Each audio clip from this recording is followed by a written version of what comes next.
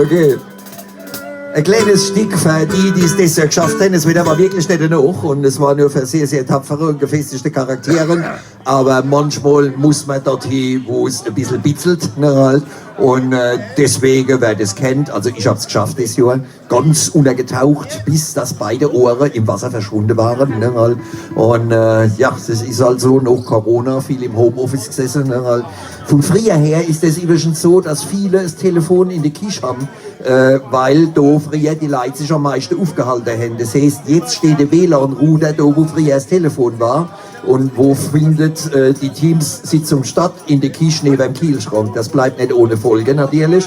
Und es ist tatsächlich so, dieses Jahr, also wenn die Band zusammen in der Weiher geht, kann man am Wasserstand erkennen, ob wir drin sind oder draußen, ehrlich. Ne? Das war früher nicht so schlimm.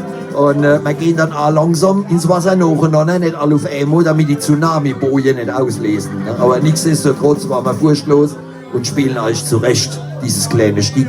Letzte Schwimmer, warmer Sommer.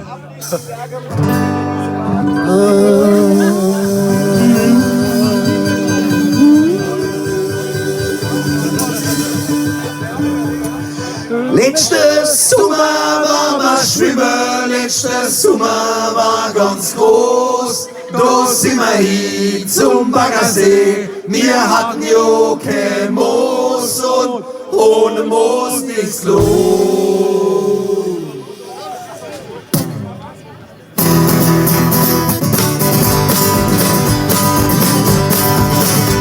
Letztes Sommer in die Vorstadt, da war es blau.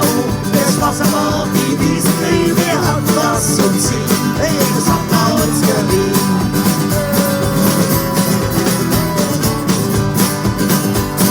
Ich hab ne Gummientchen, der war im Rettungsring, und jemand sitzt im Paddelboot und kommt rot zu singen, wie der schon runterging.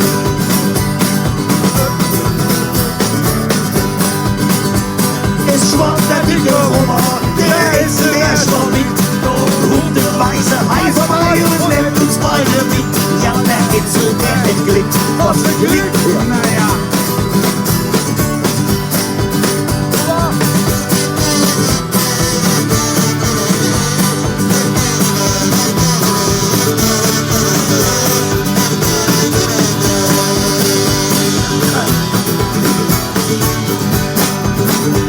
Und nächstes Jahr geht's wieder an unser Baggerloch.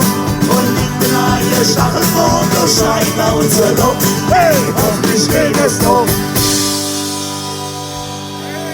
Letztes Sommer war wir schwimmen, letztes Sommer war ganz groß. Da sind wir hin zum Baggersee, wir hatten ja kein Moos und ohne Moos nichts los.